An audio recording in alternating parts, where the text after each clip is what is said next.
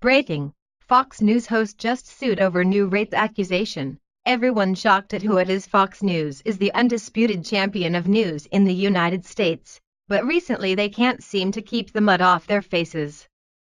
The giant of media has been making some news with its anchors and their legal troubles. The allegations of sexual misconduct among their anchors is especially troubling because of the right lean that the network has. Most notably was the highly acclaimed Bill O'Reilly, who was relieved of his position due to multiple accounts of inappropriate conduct. There was a lot of debate surrounding that move since conservatives considered it a political hit to silence the right-wing voice, but at this point, the damage is done, and Fox News is worse off for losing him.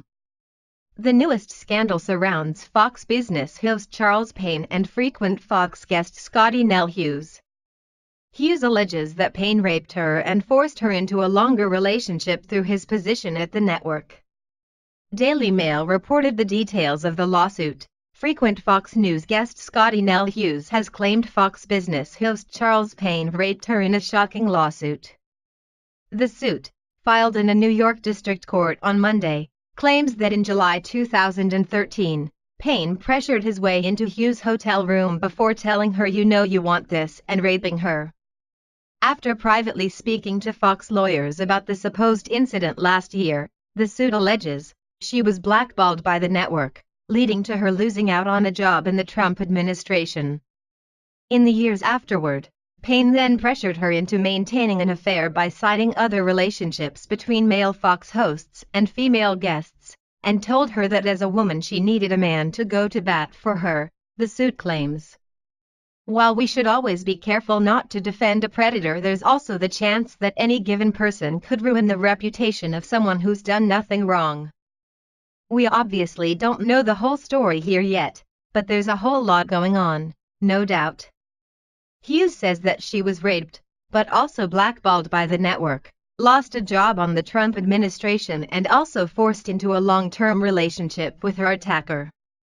There's also the issue of this being the second time this has come out.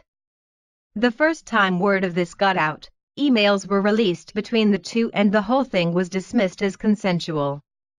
And when she went public about the abuse, Fox released private emails between her and Payne in an effort to smear her name, the shock legal filing says. Hughes, 37, has previously accused Payne, 56, of sexually harassing her and pressuring her into an ongoing relationship with the threat of taking away her appearances on Fox. Both are married. But this is the first time the host, who presents Making Money with Charles Payne on Fox Business, has been accused of rape. It's tough to understand how an educated woman who is supposedly happily married carried on an affair against her will and was also punished by the person she was sleeping with. Maybe more details will clear that up, but for the moment it seems a bit suspect. Hopefully, this whole issue is thoroughly looked into, and if Payne really did force himself on Hughes, he's prosecuted to the fullest extent of the law. However, if Hughes is trying to distract from some other issue with this allegation, such as a consensual affair, or making up excuses for her own deficiencies, that should also be dealt with harshly. Every time someone makes a false accusation about a serious offense like this, it decreases the chance that those who've been truly attacked will get justice, and that is absolutely despicable.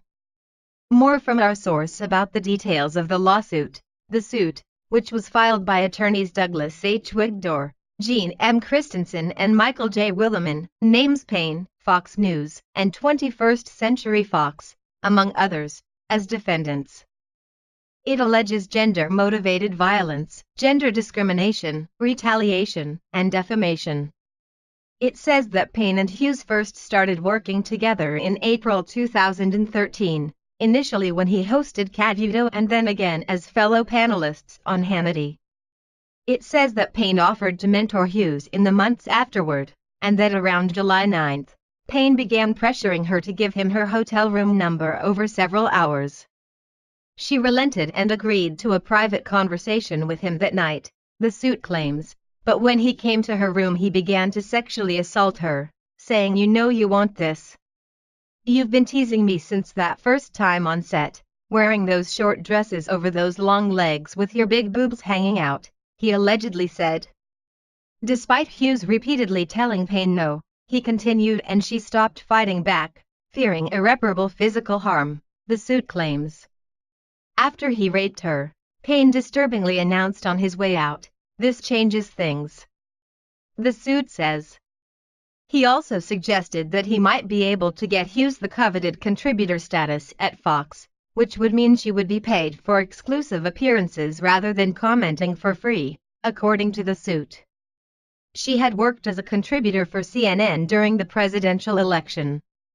The lawsuit claims that Hughes tried to shut down the relationship repeatedly, but that Payne responded angrily and violently with profanity-laced tirades.